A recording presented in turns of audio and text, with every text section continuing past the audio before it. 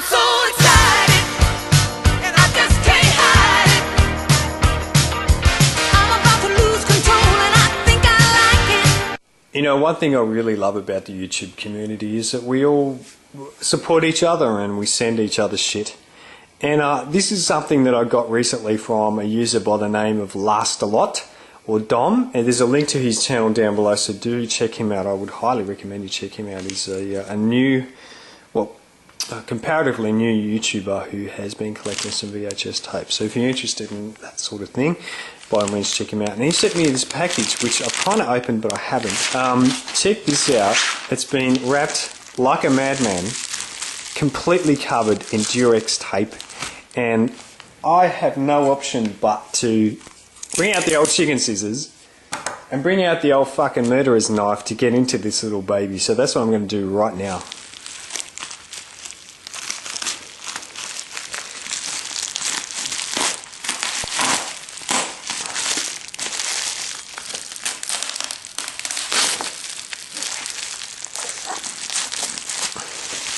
Fucking check it out. I've had many opportunities to pick up Madman and I never bothered. But you know what? Lastalot in his infinite wisdom has been so kind enough to send me a copy of Madman. I'm so fucking excited. I remember seeing this when it first came out. And Epitaph. My local had a copy of this, and oh, look, I could literally scream like this bitch here. So thank you so much, Tom, for sending me those Palace Explosive. And he's obviously written me a note, so I better read this out. He spelled my name right. Hi Darren, here are the two tapes I promised you, Madman and Epitaph. I hope you enjoy them, or alternately enjoy, hating them? Why would I hate them? No, I wouldn't hate them at all. Whatever floats your boat, I guess. I don't want to get all Oprah here, but you really are a great guy, Darren. Oh, fucking hell. My heart's melting, Dom. I have not forgotten the help you gave me when I started my Palace Explosive expedition. Actually, that's a point worth making out. I did send him a few Palace Explosive tapes, and it's always great to meet other Palace Explosive crazy folks, and obviously you're one of them, Dom. Anyway, offering me tapes when you didn't even know me. I'm only too happy to return a favour. I hope more trades and swaps are ahead. Anyway, take care of yourself, and here's to many more videos and heaps more swearing, I hope, in the future. Fucking hell. I have the worst gutter mouth. Yeah, so there you go, from Lastalot. Yes, thank you so much, man. I really appreciate that note. And whenever I get notes like this, I always go into the covers. I always know where they came from.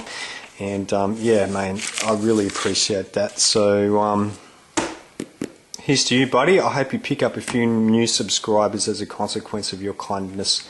Okay, I filmed that unboxing a couple of weeks ago, so I've just tacked it onto the front of this particular update. And I've got a lot to show you, heaps and heaps of VHS tapes and a couple of Blu-rays and DVDs as well. So I'm just going to launch straight into it. I Spit on Your Grave, a few people have shown this. Mayman Oz showed it, Oz Video Collection showed it. And I've got one too. The Blu-ray 2-box edition here, from released by Anchor Bay. It is a JB exclusive, and I understand it's a limited edition. So if you're waiting for the price to go down, well, I wouldn't. But yeah, do pick that up. It's a fantastic box set. The uncut versions with all the special features, exactly the same as the North American releases. If you have the old Force Entertainment disc from 2004, do hang on to it. I have a suspicion this will become a bit of a collector's item amongst fans of the movie, because there are extras on this disc that are exclusive to this very release, and yeah, I'm not getting rid of mine, so hang on to it. And I picked up a couple of more Troma releases. Oh, the other way, I should put it that way, shouldn't I? Toxic Avenger and Part 2. A bit of a slack with the Tromas, but fortunately they've been re-released. Been re-released by a company called Jigsaw Entertainment. They're a New Zealand company, but they've just redone the old silver releases from a few years ago, back in 2004. So, but whatever. Look, so they reissued them, it's good. And I love Toxic Avenger. Definitely one of my favourite Tromas, along with Luther the Geek. The sequel disappointed me, but got it anyway. And look, I've got a couple of smut films as well. These are two British sexploitation films from the 70s. We're going to start with obviously Commuter Husbands. This is the US release. I can't show you the back, sorry. This, believe it or not, is a rip of the Australian VHS tape on Palace Vibrant Video. And I know that because at the end credits you hear the characteristic Aussie accent saying, "Don't turn off, keep watching for further movie previews." Odeon are a company that have done some amazing work with British exploitation, and they've released heaps of them. And this one with Mary Millington is fantastic. The print quality is amazing. And they've released all these ones in the middle there. You might as well just do a search on the internet, I won't tell you. But it just comes with a booklet, lots of special features, and a number of other Mary Millington films, which I assume have come out now. But yeah, fantastic release from Odeon. Okay, these ones were sent to me as part of a trade. This one was sent to me by ExplosiveAction. I'll put a link to his channel down below, and he collects all sorts of obscure titles that I've never heard of. He does really good videos, so I'd recommend you subscribe to him. So yeah, check out his channel. And he sent me this day one in it for the Filipino exploitation movie I sent. And a user by the name of Account Without Rules, he sent me other ones as well. The Player, this is one of Robert Altman's movies. I absolutely love that film, and I'm really pleased to have found that. And another one he sent me was an old Village Roadshow home video of The Deadly Companions, which is an old movie that's just was put onto home video back in the late 80s. So thank you for the trade, guys. Links to their channels below. Thank you. Got this one on eBay very cheaply, Radioactive Dreams, and I've been looking for a copy of this for ages. Unfortunately, it's just a generic box, but I haven't watched it yet. And yeah, it looks like a piece of futuristic shit, and I'm sure it'll be great fun. Now, this is futuristic shit as well, Nightflyers, and this one's in the original case, fortunately. This is kind of like 2001 set in the 80s, and it's very, very bad, but it is a lot of fun. I believe you can get this on DVD. And Future Cop, this was released on Premiere label. It's got one of those holographic covers, which looks really cool. That was released by Premiere, which is a sub-label of Village Roadshow, for those who don't know. Original box and everything, beautiful quality, and I believe this was the first double-sided cover from Premiere. I could be wrong, but I do believe it is the first. And I picked up this one called Order of the Black Eagle. It's got a really cool looking cover. I haven't watched this yet, just got it recently, like in the last couple of weeks. So that looks pretty good. Nice one in the original case as well. And here's another one, Lionheart. Don't know anything about it.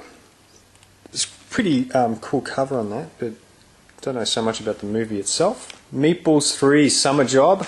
Another Roadshow there in the original case. And that's nice, and I promised Donald Taft, who I consider to be the guru of K-Tel, that I would show him Meatballs Part 2. Now, like I said, I believe he is a bit of a guru of K-Tel. He's a big fan of them, he's done videos on them. And yeah, he says he's never seen one of these before, so I have to assume that it's a tricky one to find. So there you go, that's a new K-Tel. Continue on with the Roadshows. Well, it's sort of Roadshow. I mean, this was a sub-label of Roadshow, which was Touchstone, and one of the very first releases was Tex. I just picked this up a couple of weeks ago as well, in the original box, and based on an S.E. Hinton novel. And it says here, a realistic account of an adolescent's maturation. Well, I don't know how many typical adolescents wear cowboy hats, but there we go, we'll take their word for it. And another early Touchstone was Country. Again, another Roadshow sub-label, as I just said to you. That's Not a Bad Drama with Jessica Lange and Sam Shepard. And a later Touchstone is this one, Stakeout, which I really enjoy. Good film, that one. I saw this at the drive-in as part of a movie, Dusk Till Dawn Marathon. And another sub-label was PSO, and I picked up Clan of the Cave Bear in one of those cool little boxes there. This is a film I haven't seen either, but look, original box, why not? So that's that.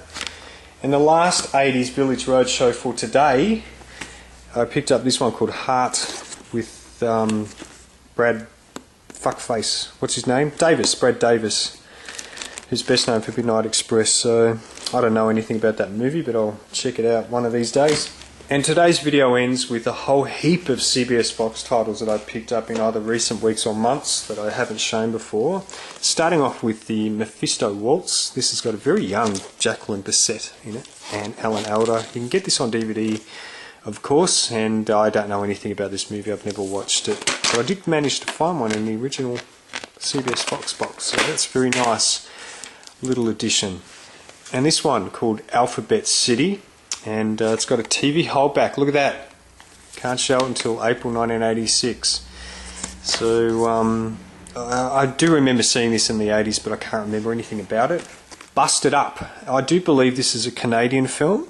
It's got, get this, Irene Cara, Academy Award winning Irene. What did she win an award for? Oh, I didn't know she won it. Or maybe for a song or something. Probably Flashdance or whatever. Anyway, Busted Up. That's a film I haven't seen before, so I don't know anything about it. Survivor. Another Mad Max inspired futuristic type of thing. Yeah, I don't know. We'll check it out. Master Blaster, which has a fantastic cover. Look at the guns there. Face paint. And, oh man, look. Why not? That was $2, I think. War Bus, Raw Courage. Another awesome cover there, and I believe this is one of those Filipino exploitation movies. A beautiful original box and whatnot. So I'll give that a look very soon. Bonsai Runner. And that looks like Tommy Lee Jones, but it's supposed to be Dean Stockwell. Men with Guns and Cars. Man, the covers on these are fantastic. Why wouldn't you pick them up? Why not? Another brilliant cover here is On the Line. This is David Carradine, and look at the size of that gun, will you? He sells freedom. I'm sure this is on DVD. I mean, I would suspect a lot of David Carradine movies are now, or would be coming out soon, I don't know, given that he's now passed away. Second last one, Kingpin.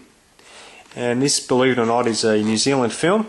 Looks like a good action movie, but it's actually a drama. It's set in a youth detention camp, and a lot of the actors used in this are real inmates. Now, I read on the IMDb, someone wrote a review saying that this is part of a trilogy, and this was the second film in the trilogy. So I don't know anything about the other films, but yeah, Kingpin is a reasonably ponderous drama, kind of in this vein of Pichote, the Brazilian film from the early 80s. Some people might know. And the last new CBS Fox is this comedy called Glitch, directed by Nico Mastorakis, who's best known for Island of Perversion, aka Island of Death. I think he's one of the most overrated directors in the world. Sorry for fans of his movie, but I just don't think much of him. But I haven't seen this film, so I don't know. My opinion might change, but it is an 80s sex comedy, and I love 80s sex comedy, so there you go. That's it. That's all my movies. Huge amount of stuff. I hope you're not bored. Anyway, I'll see you guys soon, and thanks for watching.